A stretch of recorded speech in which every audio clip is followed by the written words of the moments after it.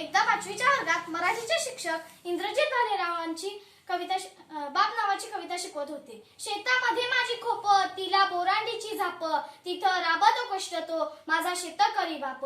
माझा बाप शेतकरी, उभ्या जगाचा पोशिंदा, त्याच्या भाई लिहलेला रात्रंदिवस कामधंदा. लेतो अंगावर चिंध्या, खातो मीराची भाकर, माझा बाप शेतकरी, उभ्या जगाचा चाकर.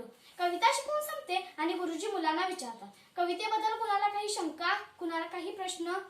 त्यावेळी कधी हात न वर करणारा, नेहमी कोपऱ्यात बसून राहणारा एका सर्वसामान्य शेतकऱ्याचा नामदेव नावाचा मुलगा उठून उभा राहतो आणि म्हणतो, गुरुजी, तुमची कविता मला चांगलीच समजली. तुमच्या कवितेतील बाप जसा शेतकरी आहे तसा माझ्या वास्तवातील बाप सुद्धा शेतकरीच आहे. तुमच्या कवितेतील बापाप्रमाणे माझा बापही रात्रंदिवस काम करतो.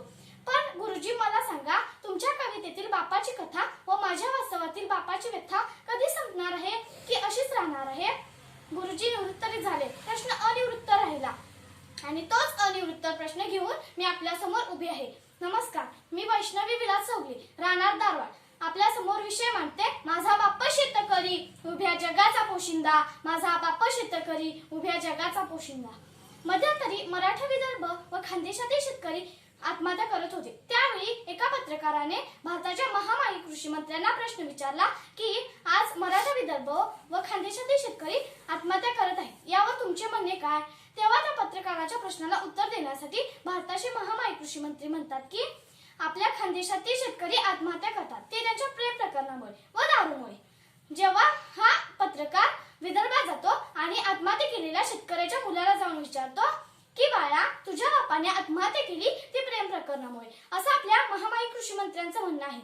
त्या पत्रकाराच्या प्रश्नाला उत्तर देण्यासाठी तो मुलगा म्हणतो, बरोबर आहे पत्रकार साहेब, माझ्या बापाने आत्महत्या केली ती प्रेम प्रकरणामुळेच. पण त्यांना कळलं ते प्रेम बाळा बापराचं असावं, पण मला कळलं ते प्रेम माझ्या आईवर, या काळ्या आईवर केलेलं लाखो वर्षांचं एकतर्फी प्रेम. आकाशातून पाऊस पडला नाही, जमिनीतून हिरवं सोनं उगवलं नाही. आकाशातून पाऊस पडला नाही, जमिनीतून हिरवं सोनं उगवलं नाही. तर साहजिकच आहे ना, माझ्या बापाची प्रेम कहाणी अधुरी राहिली. या कवितेला समर्पक उपमा देण्यासाठी मराठवाड्यातील एक कवी म्हणू लागतो, प्यावा वाटत नाही विषाचा घोट, प्यावा वाटत नाही विषाचा घोट. पण सांगा मायबाप सरकार, मातीच्या वासाने कधी भरतं का हो पोट? मातीच्या वासाने कधी भरतं का हो पोट? महात्मा फुले नावाच्या एका महामानवानं राणी व्हिक्टोरियाच्या दरबारात ठणकावून सांगितले होते की भारत देशाची देहगुण ठरवायची असतील तर सुटाफुटात वावरणाऱ्या माणसाकडे पाहून न ठरवता अनवाणी राबणाऱ्या, कष्ट करणाऱ्या शेतकऱ्याच्या हालापेक्षांकडे पाहून ठरवा. मुंबईला आर्थिक निर्देशांकाची एक इमारत आहे, त्याच्या समोर एका बैलाचे चित्र आहे.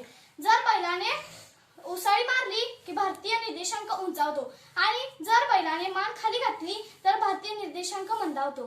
ही अर्थव्यवस्था भारताला जन्माला घालणाऱ्या शेतकऱ्याचे कणा मोडण्याचे काम करत आहे. इंद्रजित भालेराव नावाचे कवी आपल्याच कवितेचे समीक्षण करताना जावं कवितेच्या गावा या पुस्तकात म्हणतात की आपला बापा, स्वतःच्या डोक्यावरील कर्जाला पाप समजणारा पुण्यवंत तुझ्या शरीरात का जन्म घेतो? तो डॉक्टर, इंजिनियर, वकील यांच्या शरीरात का जन्म घेत नाही? ज्यावेळी हा आत्मा डॉक्टर, इंजिनियर व वकील यांच्या शरीरात जन्म घेईल ना, त्याच वेळी इथला शेतकरी का आत्महत्या करतो याचं उत्तर इथल्या अर्थव्यवस्थेला मिळाल्याशिवाय राहणार नाही.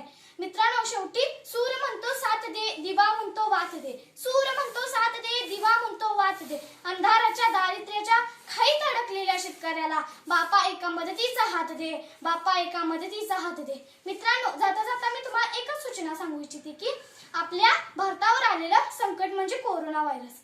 यासाठी सरकारने काही सूचना दिलेल्या आहेत. त्यातील काही सूचना म्हणजे आपण बाहेर जाताना तोंडाला मास्क लावला पाहिजे, साबणाने हात स्वच्छ धुतले पाहिजेत, वेळोवेळी सॅनिटायझरचा वापर केला पाहिजे. आपण कोरोना विरुद्ध लढण्यासाठी